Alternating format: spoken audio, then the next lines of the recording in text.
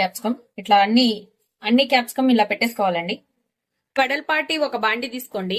దీంట్లో ఆయిల్ ఎక్కువ పోసుకోండి. ఆయిల్ అయితే ఆయిల్ మీదే పోసుకోవాలండి. ఆయిల్ మీదే ఉడికిద్దండి ఇదంతా కూడా కర్రీ. కొంచెం ఈ కర్రీకి ఆయిల్ ఎక్కువే పట్టిద్దండి. సో ఆయిల్ పోసుకోండి.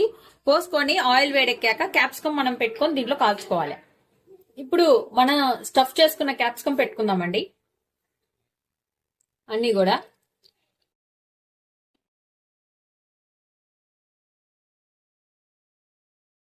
ఇప్పుడు మొత్తం క్యాప్సికమ్ ఇలా రొటేట్ చేసుకోండి. అంటే 4 సైడ్స్ మొత్తం సైడ్లు ఆయిల్ పట్టాలండి. అందుకని మొత్తం క్యాప్సికమ్ మొత్తాన్ని కూడా ఇట్లా రొటేట్ చేసుకోండి.